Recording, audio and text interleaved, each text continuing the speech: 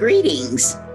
I am Orlean Graves Simmons, President and founder of the Martin Luther King Association of Asheville and Buncombe County.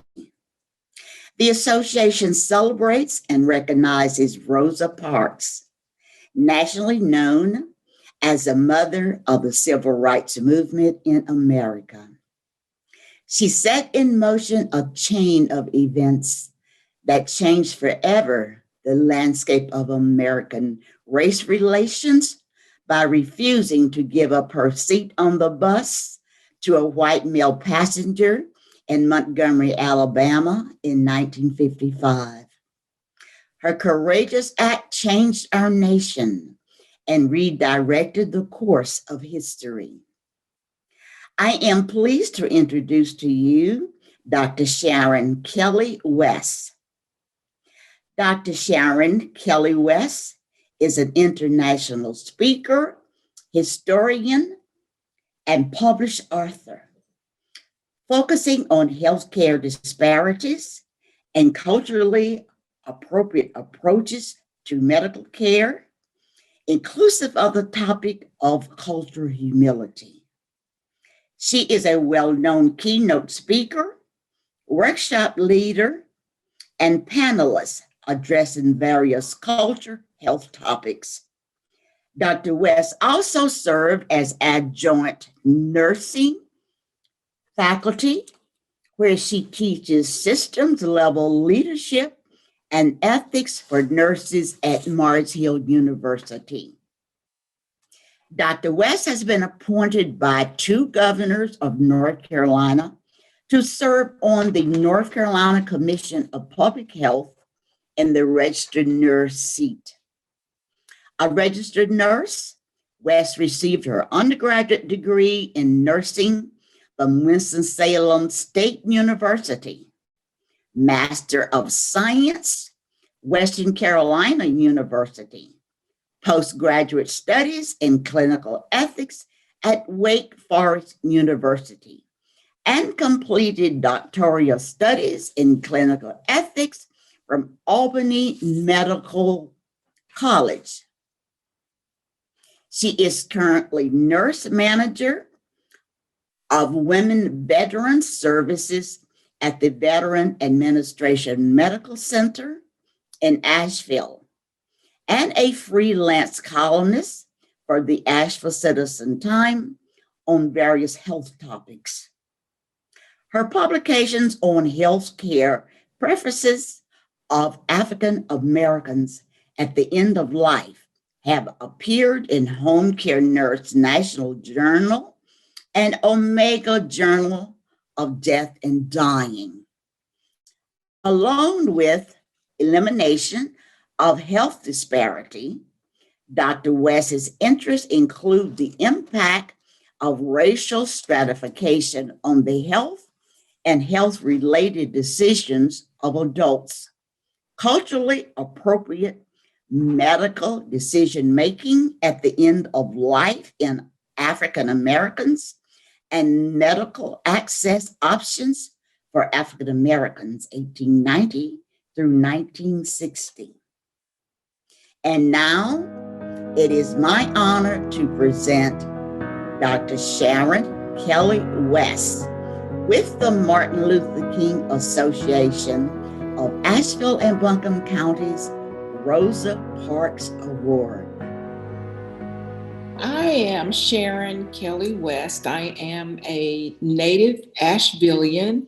I was born in Brooklyn, New York. However, I was raised in Asheville, North Carolina by my mother and my grandparents. I am the daughter of Edith E. Webb, Edith Elizabeth Webb, the granddaughter of Carrie Webb Waugh, and I am a columnist for the Asheville Citizen Times. I'm an author, a professor, a clinical ethicist, a registered nurse. I am also the mother of Paul, Kelly, and Jennifer West. This award is important to me for many reasons, but I'll just name a few. First of all, Mrs. Rosa Parks is an icon, will always be an icon. She took risk. And when I think about the Martin Luther King Jr. Committee And the purpose behind them establishing this award, I'm just really thrilled with the fact that they considered the woman, Mrs. Rosa Parks. Mrs. Rosa Parks was a woman of strength.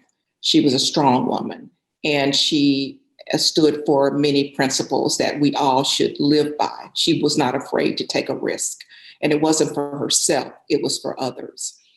When I think about the purpose and the planning that was done by the MLK committee for them to decide to create a Rosa Parks Award, I'm thinking, what did they see in me that they felt I was worthy of such award? And whatever it was, I'm thankful to the committee for that.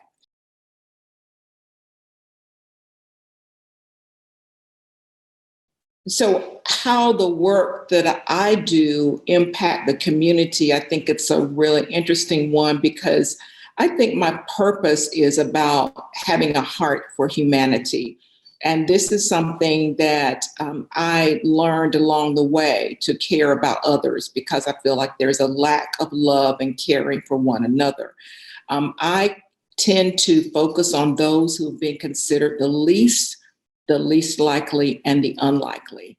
And I want to make sure that they know that their contribution is important to this world, and it's important to me. Sometimes I feel that I have come to comfort the disturbed and to disturb the comfortable. That is what I tend to notice on this journey, and that's all right with me.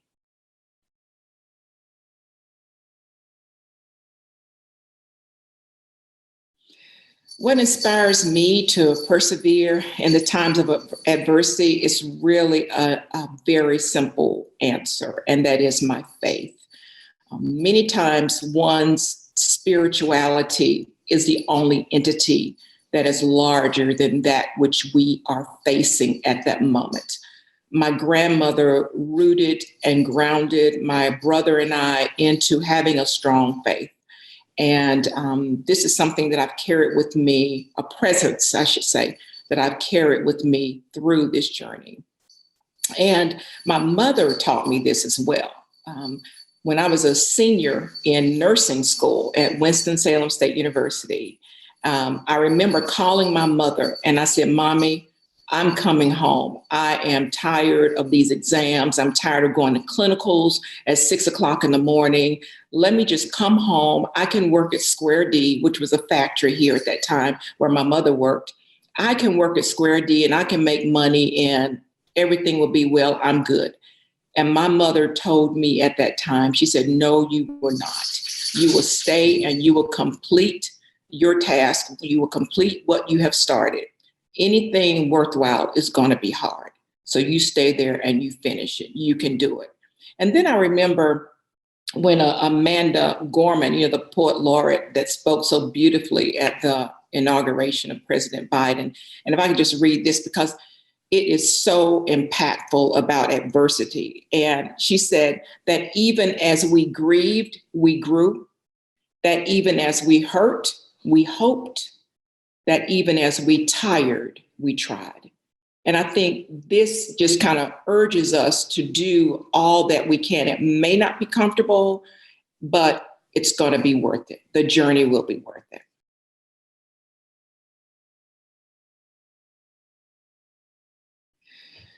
What gives me hope in our community is when I saw months ago the rainbow of young people gathering to give voice to an issue that was hurting our society, that was hurting humanity.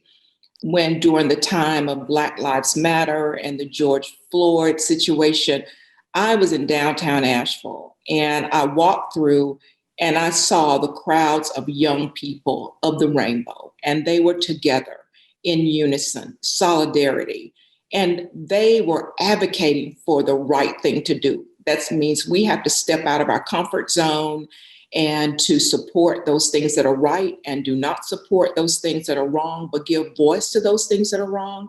They were advocating for the right thing to do. And I think as an ethicist, we look at what is the right thing to do, what is morally in moral conflict with who we are as human beings, who we are as a part of humanity, one race, the human race. And I think these young people demonstrated to adults that we have the right thing within us, but we must be willing to take the risk to move forward. And I observed them taking that risk, and I loved it. So yeah, that showed me that there is hope for not only the nation, but there's hope for Asheville, North Carolina, for Buncombe County. I would like to, if I may, say that I would like to dedicate my award to my mother, who's 91 years of age, and my grandmother. These are women who were women of strength and strong women as well. And these were iconic women, are iconic women. My mother is, my grandmother's deceased, but still iconic and formidable women, very strong and forward-thinking women who taught me, and in turn, I teach my daughters. In turn, I teach my son. And Amanda Gorman, the poet laureate that I referenced earlier, in her poem that she read, The Hill We Climb, if I could just sum up in these words, I think it's great. She said in her poem, one of the segments in her poem, she said, "For while we have our eyes on the future, history has its eyes on us." And this is when I think about Ms. Rosa Parks. What she did then has carried over and shaped what we as women of color are doing today. And I thank her for that. And then goes on to say, "We will not march back to what was, but move to what shall be. If only we're brave enough to see it, if only we're brave enough to be it." To the Martin Luther King Association, I thank you from my heart. Thank you for finding me worthy, and I will do all in my power to live up to the standards for which you have established for the first ever Rosa Parks Award. Thank you. Blessings.